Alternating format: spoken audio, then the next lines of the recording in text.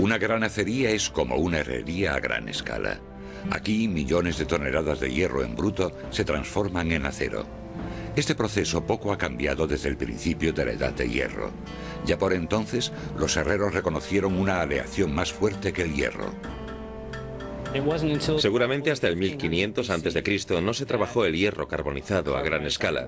Ese fue el principio del uso esporádico del acero.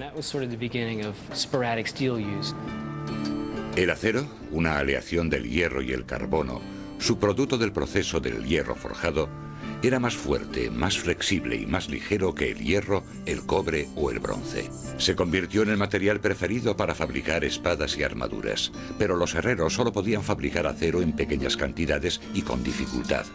Eso hasta mediados del 19, cuando la producción del acero se vio revolucionada por obra de Henry Bessemer. La tecnología fue desarrollada de forma independiente por dos personas distintas, y Bessemer registró sus patentes en 1856.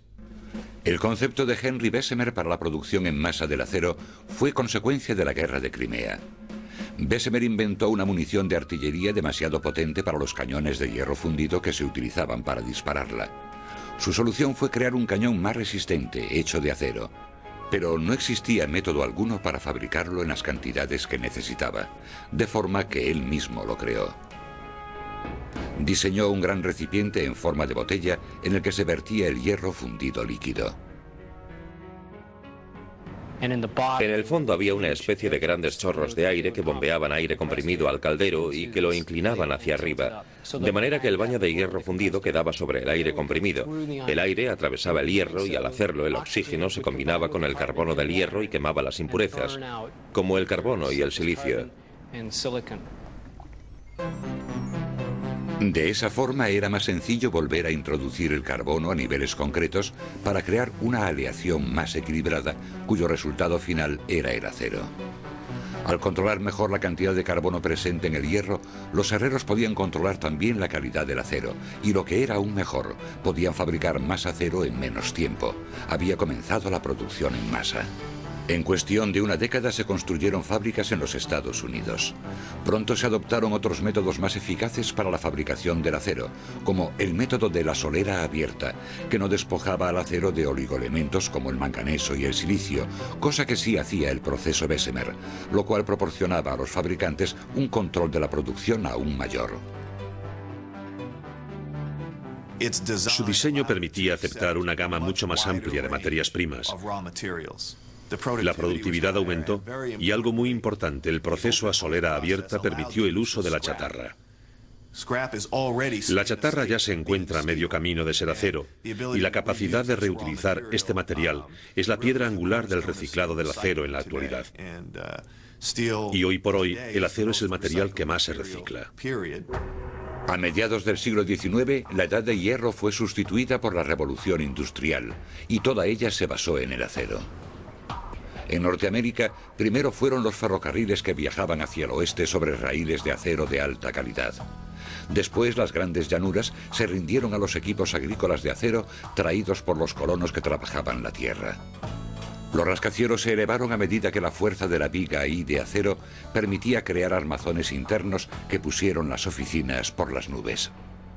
El dinero que se ahorra al poder aprovechar un solar construyendo hacia arriba tanto como se quiera es lo que hace que el acero sea un producto tan eficaz. La isla de Manhattan creció verticalmente gracias al acero y alcanzó su techo en 1931 con el Empire State Building de 381 metros. Los puentes de acero, resistentes y flexibles, cubrieron espacios que antes no admitían el tendido de un puente.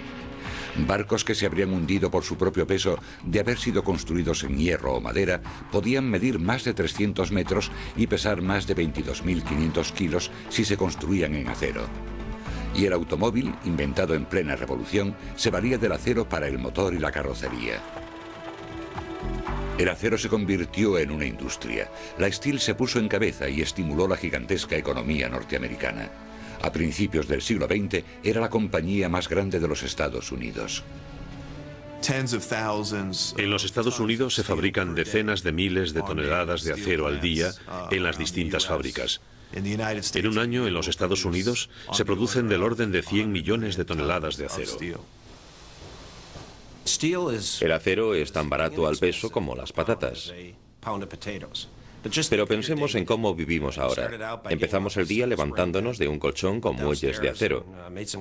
Nos hacemos el café del desayuno en una cafetera de acero, o al menos la plancha de la cafetera es de acero. Revolvemos el café con una cucharilla de acero. Nos subimos al coche o al autobús para ir a trabajar y es de acero. Llegamos a la oficina y subimos 7 tramos de escaleras si queremos hacer deporte, o tomamos el ascensor que va sujeto por un cable de acero. Y así podríamos seguir todo el día.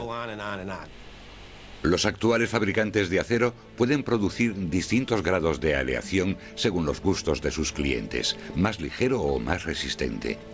Estos cambios suelen ser el resultado de determinadas variaciones en la transformación. Algunos de los nuevos aceros que se están utilizando en la industria del automóvil, por ejemplo, no han surgido porque hayamos cambiado la receta para fabricar acero, sino al cambiar la forma de laminar el acero, las diferentes temperaturas que usamos para reducir el producto, para que un pedazo espeso de acero pase a ser fino. Todo eso produce un cambio en la microestructura del acero que ofrece diferentes propiedades, con lo cual las aplicaciones de uso varían. Poder crear aceros que son ultramoldeables y resistentes conservando su bajo costo y poder proporcionarlos en calibres mucho más finos de tal forma que se pueda diseñar un automóvil que no cueste más, en todo caso menos al fabricarlo. Esa es la clase de cosas que se están haciendo con el acero en la actualidad. El resultado es que el 60% de los tipos de acero que se utilizan en los coches de hoy en día ni siquiera existían hace 10 años. Estos aceros se hacen realidad gracias a las mejoras en la fabricación según el proceso de solera abierta. Se ha conseguido gracias a 2 procesos que se usan en la actualidad, el horno de oxígeno básico y el electrohorno de arco. Los procesos anteriores, el de Bessemer y el de solera abierta, usaban aire, pero el horno de oxígeno básico utiliza oxígeno.